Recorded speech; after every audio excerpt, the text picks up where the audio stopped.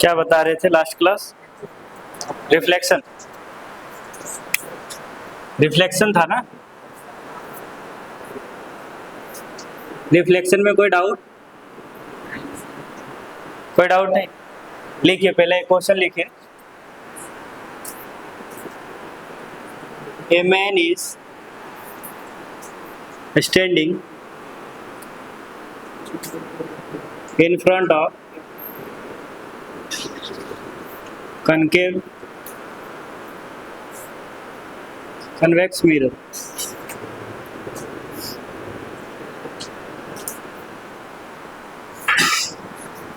The focal length of convex mirror is 20 centimeter and their image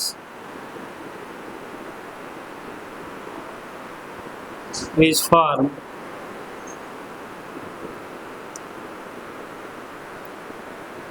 पंद्रह centimetre behind the mirror.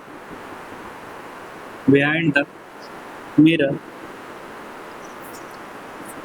find the object distance and magnification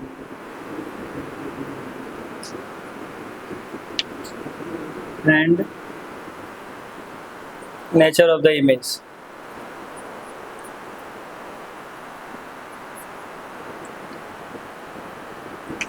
जल्दी बताइए, ठीक है?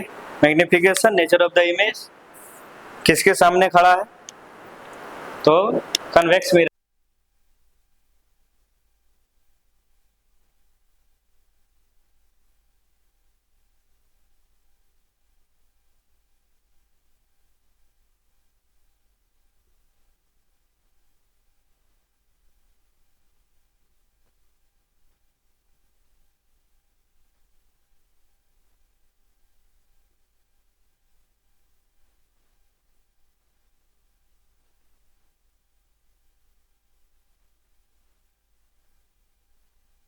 Convex mirror के सामने खड़ा है, ठीक है? हाँ, बिहाइंड का इमेज है, बिहाइंड द मिरर, उसका इमेज बना है। कन्वेक्स मिरर में तो एक ही केस होता है ना भाई, ये है यहाँ पे कोई इंसान खड़ा होगा इन फ्रंट ऑफ किसका, तो इमेज इसका कहाँ बनता है? इधर ही बनता है ना, तो बिहाइंड द मिरर बना, ठीक है? वही चीज बोले। आपके पास दे दिया हुआ है, क्या क्या दिया हुआ है? तो फोकल लेंथ दिया हुआ है, इसका फोकल लेंथ तो इधर होता नहीं, इसका फोकल लेंथ किधर होगा? इधर होगा, तो ये एफ है तो ए सी हो जाएगा। इसका फोकल लेंथ कितना है? 20 सेंटीमीटर, और इसका इमेज बना है यहाँ पे 15 सेंटीमीटर पे, मतलब ये इमेज है कि? और इंसान इधर कहीं खड़ा होगा। तो सबसे पहले बोले थे कि मिरर फॉर्मूला अगर अप्लाई करते हैं, अप्लाइंग मिरर फॉर्मूला, तो मिरर फॉर्मूला क्या होता है? 1/v plus 1/u is equal to 1/f, है कि नहीं? इसको बनाइए, 2 मिनट का टाइम है।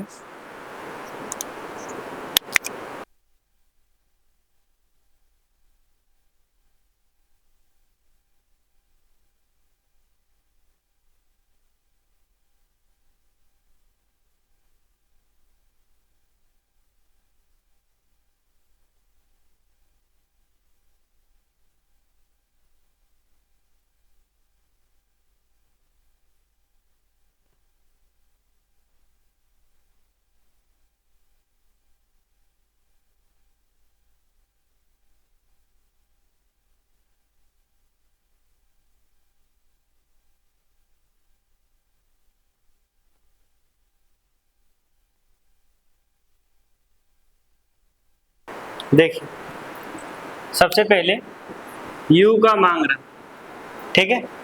v का आपको पता है कितना है? v वैल्यू 15 सेंटीमीटर, चूंकि पॉजिटिव ही होगा, उधर है जिधर से रे आता है उसके डायरेक्शन में अगर कुछ रहता है वैल्यू तो उसको पॉजिटिव में लेते हैं, इसके अगेंस्ट में रहता है तो नेगेटिव में रहता है। तो इधर वाला वैल्यू नेगेटिव होगा, इधर वाला वैल्यू पॉजिटिव होगा। और इमेज फोकस और इमेज जो है कहाँ पे बन रहा है, राइट साइड में बन रहा है, इसलिए क्या हो जाएगा, पॉजिटिव हो जाएगा। तो v का पॉजिटिव हो गया, f का भी वैल्यू 20 सेंटीमीटर, वो भी पॉजिटिव में होगी। तो जब आप मिरर फॉर्मूला लगाएंगे तो 1/v plus 1/f, 1/v plus 1/u is equal to 1/f। तो ये हो जाएगा 1/v is equal to 1/20 minus 1/15, तो 1/v इज इक्वल टू 20 60, तो 3 माइनस 15 चौका 60 4, तो v इज इक्वल टू बना 1/v is equal to minus 1/60, तो v का मान निकला -60। तो v इधर बनेगा कितना, u बनेगा ना, सब जगह u होगा।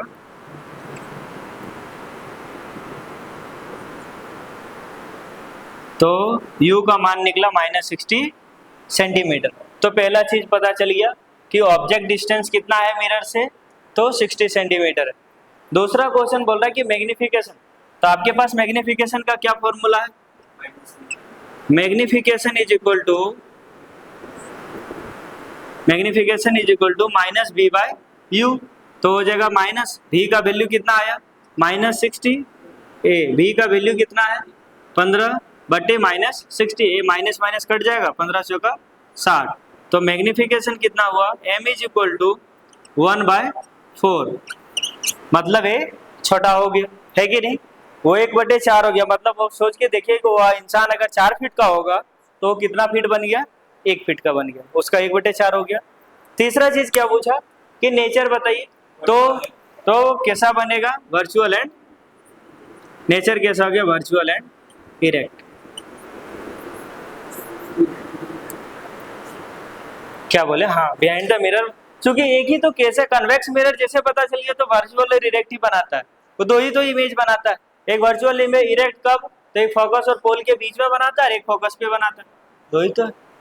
ठीक है, समझे, आए थे अगला क्लास, तो नहीं समझ में आया होगा, थोड़ा बहुत समझ में आया, ठीक है। तो इसका जो बचा हुआ पार्ट है वो आप लेक्चर देख सकते हैं, अपलोड हो गया होगा, ठीक है। ऐप में नहीं है, आप उस पर भी देख सकते हैं, यूट्यूब पे भी देख सकते हैं, ठीक है। तो ये हो गया।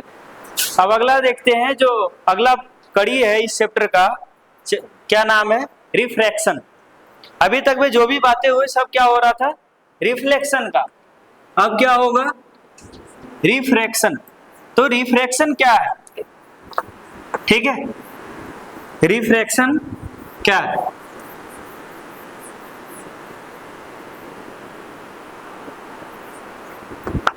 रिफ्लेक्शन के बारे में समझे, रिफ्लेक्शन का phenomena, convex mirror, concave mirror, mirror क्या होता है, अब इसमें पढ़ेंगे रिफ्रैक्शन क्या होता है। तो जैसे आप टॉपिक का नाम दीजिए रिफ्रैक्शन, रिफ्रैक्शन, तो इसमें क्या होता है, रिफ्लेक्शन में क्या होता था कि जो कोई भी लाइट है, आप अगर इस सरफेस के ऊपर मार रहे थे लाइट को, तो ये क्या हो रहा था, सेम मीडियम में वापस आ जा रहा था, तो इसको क्या बोलते थे, रिफ्लेक्शन, ठीक है। लेकिन जब लाइट एक मीडियम से दूसरे मीडियम चले जाए तो उसको क्या बोलते हैं, रिफ्रैक्शन, ठीक है। व्हेन ए लाइट, क्या है रिफ्रैक्शन, तो रिफ्रैक्शन को अगर नॉर्मल शब्द में डिफाइन करना चाहे तो when A ray of light passes from one medium to another medium is called refraction। एक मीडियम से दूसरे मीडियम में चले जाए तो उसको क्या बोलते हैं, रिफ्रैक्शन बोलते हैं। जैसे आप देखिए यहाँ पे, ठीक है, आप एक बोतल में एक पूरा इतना बड़ा जार ले लीजिए, या जार जो भी लेना है, ये चीज है, ये है सरफेस है, ठीक है, पानी का एक ले ली, और यहाँ से आप क्या किए, एक लाइट का रे को पास करवाएं, लेजर लाइट ली, ठीक है। तो लेजर लाइट लिए तो यहाँ पे जिस जगह पे जिस पॉइंट पे ये होगा उसको बोलते हैं ये वाला पॉइंट, ठीक है। यहाँ से आप नॉर्मल खींचिए। अब देखना होगा कि ये क्या होगा, इसका ये इधर चल जाएगा। तो इसी फेनोमेना को क्या बोलते हैं, रिफ्रैक्शन। वहां पे अगर यही हो जाता दूसरा कि यहाँ पे आपका कांच वाला, या तो एक इसमें भी होता है टोटल इंटरनल रिफ्लेक्शन भी होता है, ठीक है, वो अलग केस है। तो अभी क्या है कि अगर ऐसे ही सेम रहता है, लेकिन वहां पे क्या होता, ये लाइट इधर से आया, इसका नॉर्मल हुआ, अरे इधर चले गए, तो ये रिफ्लेक्शन कहलाएगा। लेकिन ये रिफ्रैक्शन, एक मीडियम से दूसरे मीडियम में चले गया, तो उसको क्या बोलते हैं, रिफ्रैक्शन, ठीक है। तो रिफ्रैक्शन को समझने से पहले, रिफ्लेक्शन अगर समझ गए तो उसमें ये चीज समझना होगा, सबसे पहला चीज होता है डेंसर मीडियम और दूसरा होता है रेयरर मीडियम। ये दोनों क्या होता है, ठीक है। अगर डेंसर मीडियम में जाएगा तो रे कैसा जाएगा, रेयरर में जाएगा तो रे कैसा होगा। जैसे देखिए, ये लाइट का रे इस तरह से जाना था, लेकिन ये क्या हुआ, इधर की ओर मूव हो गया। तो ये ऐसा कैसे हुआ, सबसे पहला क्वेश्चन यही होता है। आप सोच के देखिए कि आप पूरा फास्ट दौड़ रहे हैं, ठीक है, आप पूरा फास्ट दौड़ रहे हैं और अचानक आपके सामने एक भीड़ आ गया, तो क्या होगा आपका, और उतना ही फास्ट दौड़ेंगे या स्लो हो जाएंगे, स्लो हो जाएंगे। तो सोचिए लाइट का स्पीड क्या था, पूरा 3, अगर एयर है तो 3 × 10⁸ मीटर पर सेकेंड था, ठीक है।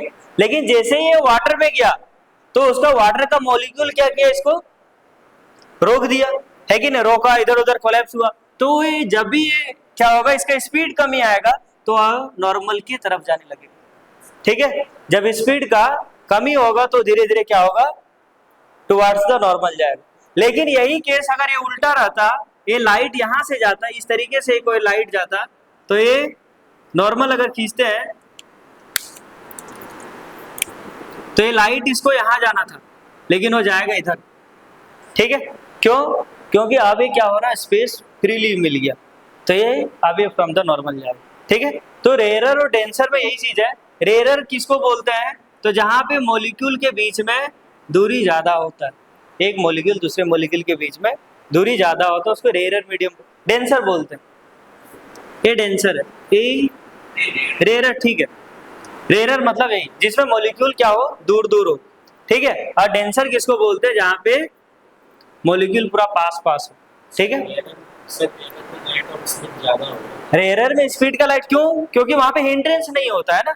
अब आप सोचिए कि जहां पे 10 बच्चा है, ठीक है, आपको इसी में ब्रेंच है, तो अब यहाँ पे 4 ब्रेंच लगा दिए, दौड़ने में वहां पे आसानी होगा, या यहाँ पे 20 ब्रेंच है तब दौड़ने में आसानी होगी, किसमें आपका स्पीड ज्यादा होगा, बताइए, स्पीड किसमें ज्यादा होगा, जिसमें 4 गो रहेगा उसमें ज्यादा स्पेस आपको मिलेगा दौड़ने के लिए ना। यही चीज यहाँ पे लाइट इसमें ज्यादा इसलिए दौड़ पाता है क्योंकि यहाँ पे एक मॉलिक्यूल दूसरे मॉलिक्यूल के बीच में दूरी ज्यादा है, ठीक है। यहाँ पे कम हिंड्रेंस होता है, यहाँ पे ज्यादा हिंड्रेंस होता है। जब हिंड्रेंस ज्यादा होगा तो क्या होगा, ये टुवर्ड्स द नॉर्मल हो जाएगा। और ये तो कई कई बार पूछेगा, बताइए कि ray of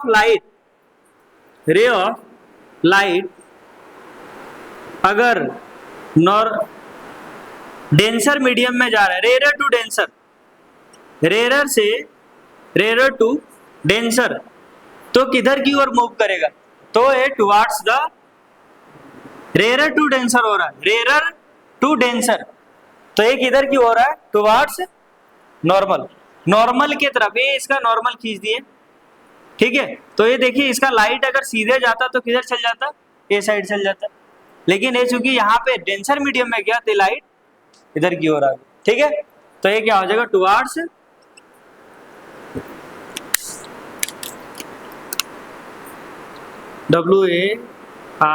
WARDS, towards normal.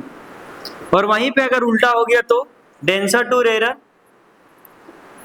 Denser to rare, तो ये कैसा हो जाएगा, away from normal, away from normal. ये कंडीशन आपसे पूछ सकता है, ठीक है।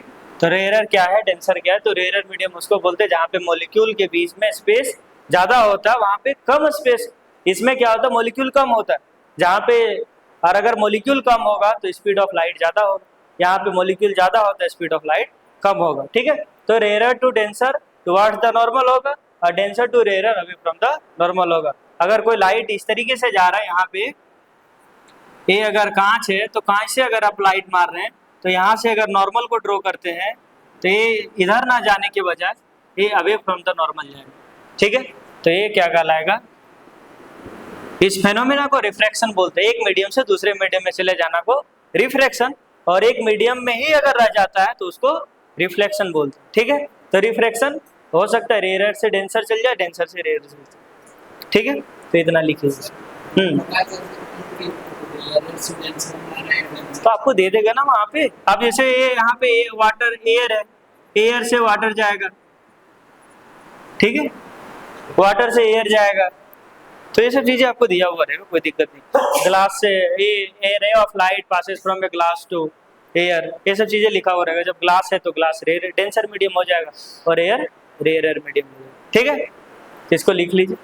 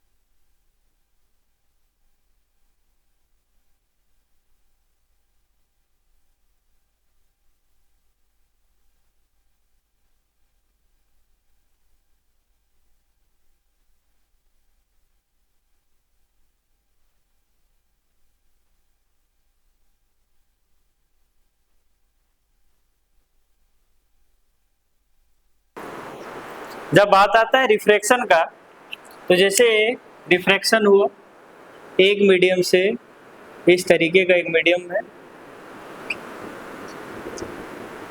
यहाँ से कोई रे ऑफ लाइट आया, इससे यहाँ पे परपेंडिकुलर ड्रॉ किया नॉर्मल, क्योंकि रेयरर से ये रेयरर है, रेयरर से डेंसर मीडियम में गया, तो ये नॉर्मल के ए अगर नॉर्मल रहता, कुछ नहीं रहता तो इधर चल जाता, क्योंकि रेयरर से डेंसर जा रहा तो टुवर्ड्स द नॉर्मल हो जाएगा, ठीक है।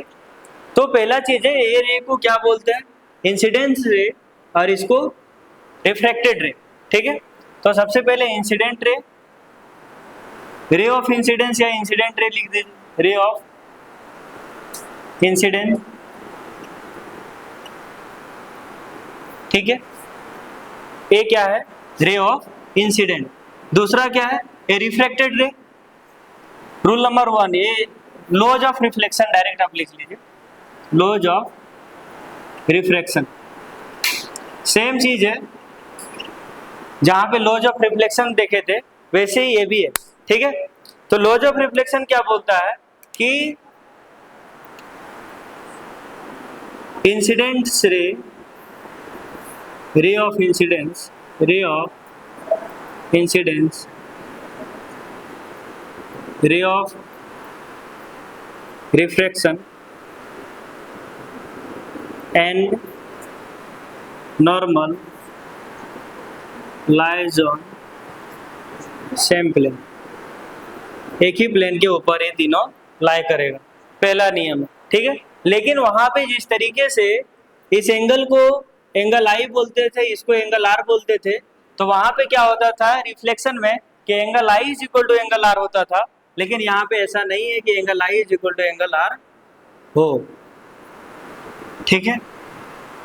ये चेंज हो जाएगा, क्यों? टुवार्ड्स द नॉर्मल जाएगा, ये वाला एंगल जितना पे आ रहा था वो उतना पे आता तो इधर इतना पूरा लेता, लेकिन उससे अब ये क्या हो गया, कम हो गया, ठीक है। तो ये क्या बोला कि ray of incidence, ray of reflection and normal lies on a same plane, या तो डायरेक्टली बोल सकते हैं कि incidence ray, reflected ray and normal lies on same plane, ठीक है।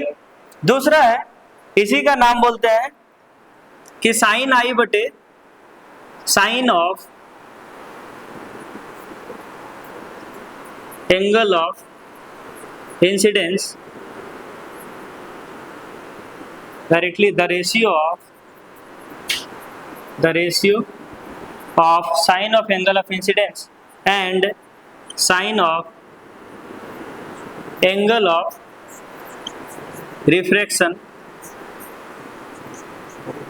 is constant, ठीक है। Sine of angle of incidence and sine of angle of reflection एक कांस्टेंट होता है, जिसी को क्या बोलते हैं, स्नेल्स लॉ। साइन आई बटे साइन आर, साइन आई बटे sine R is equal to constant, ठीक है। और यही को क्या बोलते हैं, स्नेल्स लॉ। स्नेल्स लॉ का एक छोटा सा झलक है आपका, इसके अलावा आपसे कुछ नहीं पूछेगा इसमें। ये हायर क्लासेस में स्नेल्स लॉ को पूरा का पूरा प्रूव करने देता है, ठीक है। एक बड़ा सा स्ट्रक्चर बनता है इसका, सिर्फ आपको यहाँ पे पूछेगा बताइए साइन आई बटे साइन आर क्या होता है, कांस्टेंट होता है। एक कांस्टेंट क्या है, this constant value is called refractive index, refractive index of medium two with respect to 1, ठीक है। Refractive index of medium two directly लिख सकते हैं, दूसरे मीडियम का रिफ्रैक्टिव इंडेक्स ही देता है। जैसे यहाँ पे ए साइन आई का कुछ वैल्यू हो, ए साइन आर का कुछ वैल्यू हो, ठीक है। तो अगर पूछेगा बताइए इस मीडियम का रिफ्रैक्टिव इंडेक्स क्या होगा, तो आप इसका क्या कीजिए, साइन आई बटे साइन आर कर दीजिए, तो वैल्यू क्या निकलेगा, रिफ्रैक्टिव इंडेक्स, किसका, इस मीडियम का, ठीक है। तो ये क्या है, रिफ्रैक्टिव इंडेक्स, ये दो लॉ है, रूल नंबर 1 और रूल नंबर 2। तो रूल नंबर 1 क्या बोलता है कि जो इंसिडेंस रे है, रिफ्लेक्टेड रे हो और नॉर्मल है, ये तीनों का तीनों कहाँ लाई करता है, तो एक ही प्लेन के ऊपर लाई करता है, वो जो दिख भी रहा है एक ही प्लेन के ऊपर लाई कर रहा है। दूसरा बोल रहा है कि साइन आई बटे साइन आर क्या होगा, एक कांस्टेंट होगा, और वो कांस्टेंट वैल्यू किसका देता है, रिफ्रैक्टिव इंडेक्स ऑफ मीडियम 2, ठीक है। तो इसको लिखे और एक क्वेश्चन लिखे लगे हैं, एनसीईआरटी का क्वेश्चन है, लिखिए इसको।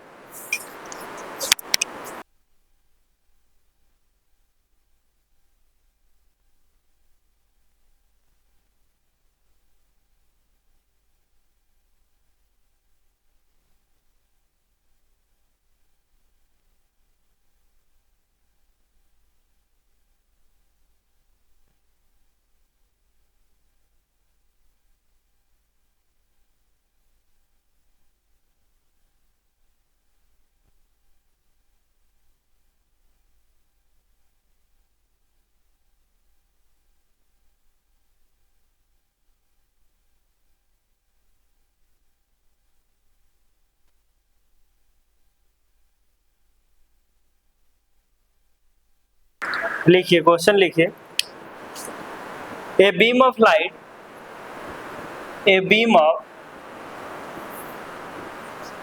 Light passes from air into substance X if the angle of incidence is 72 degree and the angle of refraction is 40 degree, find the refractive index of x if sin 72 degree is equal to 0.951 and sin 40 degree is equal to 0.642। इस question को बनाइए, इसका refractive index निकालना है जहाँ पे आपको हम डाटा दे दिए हैं, ठीक है। इस कोई मीडियम है x है, ए कुछ भी हो सकता है, ग्लास हो सकता है, वाटर हो सकता है, ठीक है, डायमंड हो सकता है, कुछ भी है, लेकिन इसका आपको क्या करना है, रिफ्रैक्टिव इंडेक्स निकालना है, जहाँ पे रिफ्रैक्टिव इंडेक्स का फॉर्मूला आपको दिए हैं क्या, साइन आई बटे साइन आर। साइन 72 डिग्री का भी वैल्यू दे दिया है, साइन 40 डिग्री का भी वैल्यू बता दिया, ठीक है। A beam of light passes from air into substance. Air से कहाँ जा रहा है, सब्सटेंस में जा रहा है, ठीक है। सब्सटेंस एक्स, कोई सब्सटेंस का नाम दिया हुआ है, ठीक है, वो सब्सटेंस में जा रहा है,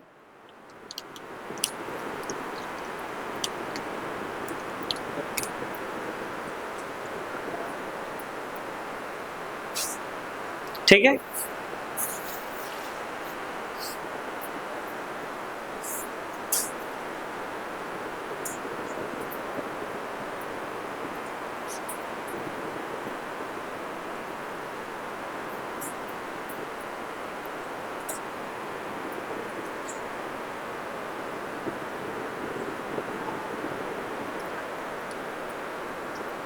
बनाइए, जल्दी बनाइए।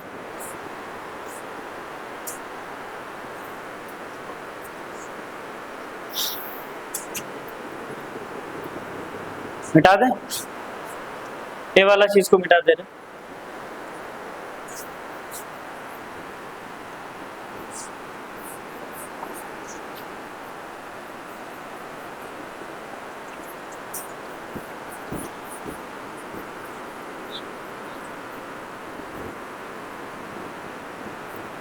देखिए क्या बोला, आया क्वेश्चन क्या बोल रहा है कि कहां से कहां की ओर जा रहा है। देखिए यहां से एयर से कोई सब्सटेंस एक्स में जा रहा है और जिसका रिफ्रैक्टिव इंडेक्स कितना है, इसका एंगल ऑफ रिफ्लेक्शन कितना है, 40 डिग्री है। इसका मतलब कहीं ना कहीं वो किधर की ओर मुड़ा, टुवर्ड्स द नॉर्मल। तो ये नीचे वाला चीजें क्या है, डेंसर मीडियम है कि नहीं। तो यहाँ पे देखिए 72 डिग्री पे आ रहा था, इसका कितना था, 72 डिग्री था, लेकिन ये क्या हुआ, यहाँ पे ना जाने के बजाय ये 40 डिग्री पे मूव कर गया।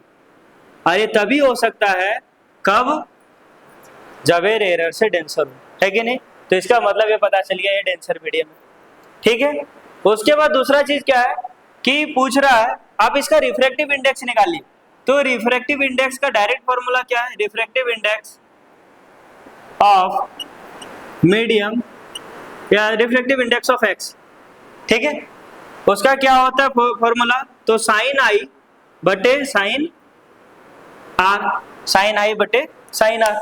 अब देखिए साइन आई का भी वैल्यू आपको पता है, तो refractive index r i is equal to sine i, तो साइन 72 डिग्री बटे साइन 40 डिग्री, यही होगा, है कि नहीं। अब देखिए साइन 72 डिग्री का भी वैल्यू आपके पास दिया हुआ, साइन 72 डिग्री का वैल्यू है 0.951 बटे साइन 40 डिग्री का 0.642, है कि नहीं, 0.642। इसको आप तोड़िए, 1 2 3, इसको तोड़ेंगे तो 1 2 3, ये खत्म हो गया, तो बचा 951 बटे 6 4 2। तो आप 3 से आराम से काट सकते हैं, 9 5 14 15, 6 4 10 2 12, 3 से काटिए, तो 3 तिया 9, 3 का 1, 3 7 17, 3 दूनी 6, 1 4 तिया 12, 214, 7 तिया 21, 7 बचे 35, 6 नहीं कटेगा, ठीक है। अब डायरेक्टली आप आगे लगा के 214 बटे 317 बटे 214 को ले आइए, जितना आएगा वही उसका रिफ्रैक्टिव इंडेक्स होगा, ठीक है। तो रिफ्रैक्टिव इंडेक्स को, इसका सिंबल क्या है, तो कई बार होता है रिफ्रैक्टिव इंडेक्स का सिंबल क्या है, तो कुछ कुछ बुक में लिखा हुआ रहेगा refractive index is equal to mu, ये म्यू से दर्शाते हैं, नहीं तो किसी बुक में एन से, जो आपके बुक में है अभी 10 तक में ये एन से है, ठीक है, इसको एन से दर्शाते हैं, लेकिन आगे जाके आप जाएंगे तो रिफ्रैक्टिव इंडेक्स को म्यू से दर्शाते हैं, ये म्यू है, ठीक है। तो ये चीज हो गया, ये साइन आई साइन आर दिया हुआ रहेगा तब, लेकिन इसका एक और फॉर्मूला होता है, रिफ्रैक्टिव इंडेक्स का एक और फॉर्मूला होता है, इसको लिख लीजिए, यहां तक किए थे, ठीक है, इसका कैलकुलेशन कर लीजिएगा, नहीं आप तक नंबर नहीं मिलेगा, इसको आप डिवाइड करके बना लीजिए पूरा, ठीक है। हाँ जो भी आएगा 1.1 कैसे आएगा भाई, 317 एक बार में 200 + 3 0 1 0 कैसे 1.1 आएगा, 5 बार में जा रहा है, 14 × 75 4 बार में जाएगा, 1.4 के समथिंग आएगा, ठीक है, 1.4 किसका, ग्लास का, ठीक है, तो ये लगभग एक ग्लास, हाँ अभी और होता है, अभी तो ये चीज होगा कि साइन आई साइन आर दिया हुआ तो, लेकिन आपको स्पीड दिया हुआ रहेगा, ठीक है, तब क्या होगा, रिफ्रैक्टिव इंडेक्स दो तरीके का होता है, ये पहले लिख लीजिए उसके बाद बताते हैं। There are 2 types of reflective index, एक को बोलते हैं एब्सोल्यूट रिफ्लेक्टिव इंडेक्स, दूसरे को बोलते हैं रिलेटिव रिफ्लेक्टिव इंडेक्स, ठीक है। दो के टर्म में अगर निकालना हो, जब एयर से इधर की ओर जा रहा हो, अब हो सकता है कई बार कि ग्लास से कहाँ जा रहा हो, पानी में जा रहा हो, है कि नहीं, तो उस तरह के केस में कैसे रिफ्रैक्टिव इंडेक्स निकालेंगे, तो वो सब चीजें अभी बता रहे हैं, तो ये हो गया। आगे लिखिए कि रिफ्रैक्टिव इंडेक्स कितने तरीके का होता है, तो there are 2 types of refractive index,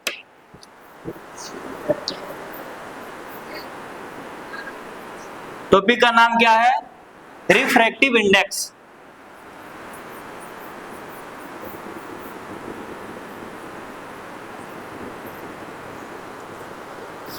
लिखिए देयर आर 2 टाइप्स ऑफ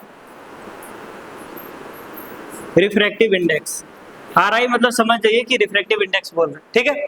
तो सबसे पहले को बोलते हैं absolute refractive index, absolute refractive index, दूसरे को बोलते हैं relative refractive index, relative refractive index.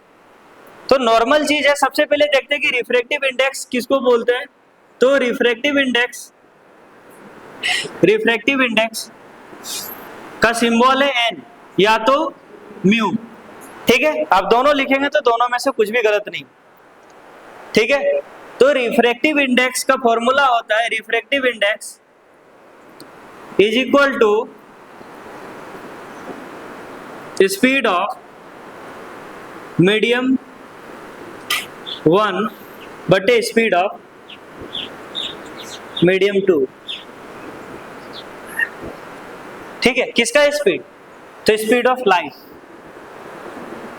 In medium 1, speed of light in medium 2, ठीक है।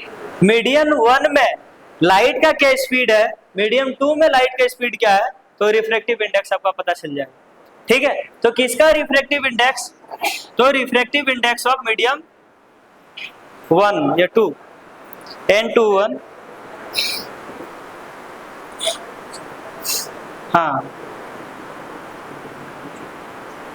रिफ्रैक्टिव इंडेक्स इसका क्या होता है कि जैसे आपको बोल दिया